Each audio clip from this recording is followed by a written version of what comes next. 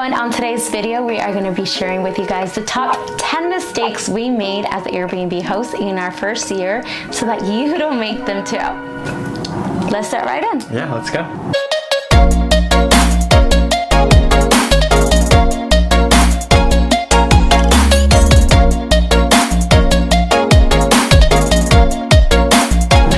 I'm Zev Forrest. I'm Melissa Forrest. And this is why you should listen to us. We are short-term rental operators for the past 5 years, and we are 18 times Airbnb Superhost. We've hit Superhost ever since we started doing Airbnb, and we've hosted over 3,000 guests. Yeah. We have a lot to share. Yeah, it's been a long journey, so take out your notebooks and pens because the mistakes that we're going to be sharing with you guys, if you guys could learn from at least a few of them and not make them again, you're already so much ahead of the game. So let's just dive right in. And pretty much we started this journey in 2018. We bought a house out here in California in an area where we could afford, and we invested into a mentor that supported us through the buying process of that home, and then we exhausted all of our cash on buying the home.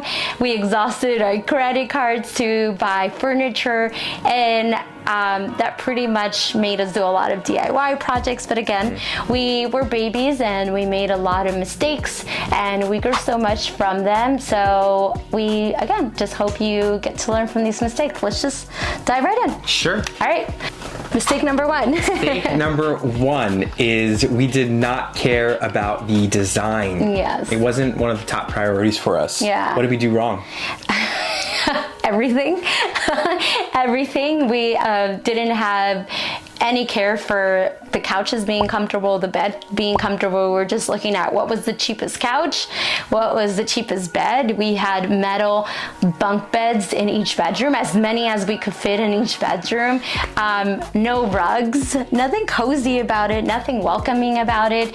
And that's because, one, we were looking for the cheapest, and number two, we had no idea about design, or we didn't know about you design according to your guest avatar and whatnot. We just put furniture, a bed, a couch, a table, some plates, and it went live, right? Yeah, exactly. So this worked for us then in 2018, but it definitely was not attracting the type of guests that we wanted into our property. This would not work now because a lot of people have invested more into the design of their Airbnb. So do not make this mistake now in 2022. Yes. Mistake number two is kind of falls in line with mistake number 3 and number 4. So mistake number 2 is that we hired fast and we fired slow. And you're supposed to hire slow and fire fast. So mistake number 3 is that we hired a cleaner fast. And we did not vet the cleaner. We did not ask them the right questions. We did not see how long they've been doing this. The reality of it is that we hired a person that had a cleaning company that they just started right when we started our Airbnb and short-term rental journey as well. So they were really newbies in it. They didn't really know what to do. They didn't know what to look for. They didn't know who to hire. They didn't know how to get the process done as soon as possible, et cetera, et cetera. So I mean, all their mistakes were is what our business came out to be. It's, whatever they did fall onto our business. Right. And boy, it was a lot of mistakes. So make sure that when you look for a cleaner, you know what to ask, and you know what to look for and what to tell them to do, and make sure that they've been in the business for a few years so they know what to do as well. So we hired the first person that we spoke to, and we also just didn't set any clear expectations, and we just let a lot of mistakes happen over and over and over again. So don't allow that. Don't do the same mistake. Look for a cleaner that has experience in the hospitality business, maybe in hotels, or a referral. Mistake number 4 is that we hired a VA to do communications. very quickly. So the mistake there is quickly. And the VA that we hired also, same with the cleaner, we did not know the right questions to ask. We hired very fast. So what we did was we just saw someone that, hey, look, they're doing communications for other Airbnb hosts. We didn't know how long they've been doing it. We didn't know exactly how they did it or the responses they've given.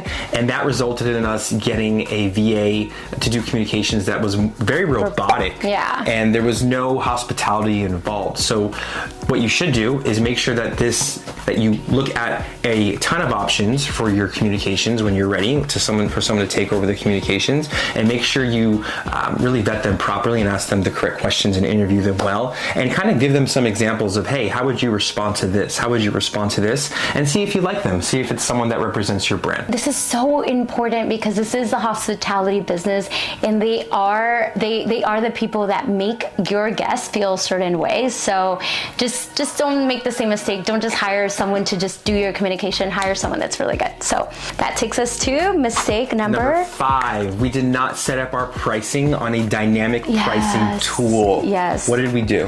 What we did is we left a lot of money on the table because we just set up 2 types of prices on Airbnb, which is pretty much our weekend price and our weekday price, and that was the same price for the whole year. So no matter what holiday it was or what season it was the same price, and we just left so much money on the table. And with dynamic tool pricing, you could just pretty much automate the pricing, just like hotels do it.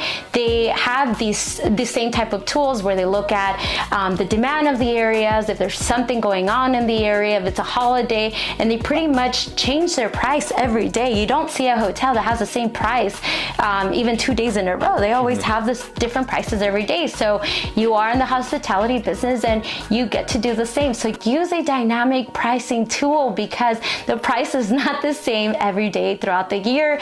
One of our favorite ones is Price Labs. We started off with Beyond Pricing. There's probably more out there. Do your research and just automate your pricing and don't leave money on the table like we did. Mistake number 6. We had Instant Book on. Instant Book is a setting on Airbnb where anyone can come in if they meet certain settings that you require and certain metrics, and they can instantly book your property without you accepting them or approving them. This was a big mistake for us personally because even though we set certain metrics that they had to meet and certain requirements, for some reason back in the day, those requirements, the guests surpassed them even though they didn't meet them, and they still instantly booked our property. Now, the way we do it is we make sure that every guest that we see passes through our pre-screening process. And we make sure that they meet everything in our pre-screening process. We take a look at the reviews, etc., and we make sure that we know, or our team knows exactly who will be staying at our property. So pretty much it just gives us more control over who we allow inside our homes, and we want our homes to be taken care of. We don't want to just have any type of guests in there. So make sure you don't have Instant Book on so that you could take control over your pre-screening. Mistake number 7 is we did not start our LLC. Yeah, this one hurts still. Yeah. Just because when we started our journey, of course, we bought our first property. It was 2 units and 1, and then we wanted to continue expanding. So we started the rental arbitrage model, and we didn't have an LLC. And a year and a half, this was like 2019, in our business, we got offered 13 units by this brand new building, beautiful units. Everything went well. They said yes to us. We were already negotiating, and then they ran our LLC credit, which we just I think it was only like 2 months old. We got it in 2019 at that time, and he came back to us. He sent us a long email that unfortunately we came up as high risk. Yeah, we had insufficient credit, so we didn't have good credit and we didn't have bad credit. We just weren't aged enough to develop credit, and they declined us. So make sure that you start your LLC right away. There's so many benefits to it, both for tax reasons and protection against your business. But if you are looking to do short-term rentals as a main business, not just like a 1 or 2 side hustle, make sure that you do start working on your LLC as soon as possible. Mistake number 8. We were afraid of our guests. We put all the power into our guests. And when we say that we were afraid, I mean, really, we were afraid about the reviews they were going to give us. So what were some things we did that showed our fear of them? So because of that, we were so lenient with our rules. Say, for example, we had quiet hours, right, up to 10 p.m. And then we have noise monitors in all of our units, and then we see that we were getting notifications that it was 12 a.m. or 1 a.m. and we didn't know how to approach it because we felt that if we told them something, they were going to leave us a bad review. And so we were just letting them slide with breaking rules, bringing out outside guests and whatnot without asking for permission. And that just created a lot of trouble, a lot of unnecessary headaches. And what we learned is that as long as you set the expectations, put your rules on the listing, guests that don't have any bad intentions are going to read those, respect your house, and move forward with the booking. The guests that probably have a problem with it won't. So set your clear rules up front on your listing. Tell them again on the app when you're communicating with that. Have them in your welcome book, and you're not going to have any problems. And we were also just scared when we feared them. It was not only that they read our rules and they agreed to them on the beginning, it was the fact that even when they came to our house, and even though they agreed to the rules, they were starting to ask us to make exceptions. So we were scared to say no. That's what it came down to. So know how to say no. That's very important. In the hospitality way. And yes, know how to say no, and make sure that you do it in a way where it's balanced between knowing that, hey, you get to stand your ground in your business, and you also want to make the guests feel as comfortable and grant them to do things that they want to as well, right? Right. And all in all, if you get a bad review, you'll handle it when it comes. Right. And also just a quick pointer here, the way you say no matters. It's like Disney, right? You told me not too long ago, Disney never says no to a guest. So you just turn it around. When they ask you a question and your answer is no, just make it seem in a way that you're not really saying no, but say yes to what they can do, right? So start with saying yes to what they can do, and don't really approach the no part. Don't just be straight up no you can't. All right, just start off with what they can do. Mistake number 9 is that we accepted any guests that came our way. And the reason why we did this in the beginning was really because we were scared that, oh, hey, we have an opportunity to make money right now. We have a request right now. Even if we don't really like the request and what it's about so much, let's try to make it work because we're not going to make this money. Wrong. Every time now that we've declined a guest because either our gut tells us or they didn't pass the pre-screening, whatever it may be. Bad reviews. We've made that money back. So if we had a guest request to book for a week, when we first started, we'd accept it. We had a request to book for 2 weeks, we'd accept it. We accepted everyone. Now, we decline a request that comes in for a week because we didn't like it. And then another request came in a day later or 2 days later or 3 days later for that same week or even longer and even better booking. And it worked out well. So just know that you do not need to accept every request that comes in, and it will come back to you. Abundant mindset, not scarcity. Exactly. Mistake number 10, which is we were unorganized in our numbers and our books and records. So when we first started, it's easy when you have one property to be like, okay, hey, we don't need to track all these numbers. It's just one property. We have it in one bank account. But as you look to scale, as you look to get more properties, even if you do have one, it's ideal that you make sure that you track your numbers, your books and records. You want to clean, organized folders of all of that. And the numbers matter, guys, because again, you guys want to have clarity as far as what your profits are, what your losses are, and when you sit down with your accountant, you just want to come in, here are my books and records that you could learn to do them yourself, but we recommend just hiring it out and just have someone do your books and records, manage it through a platform like QuickBooks.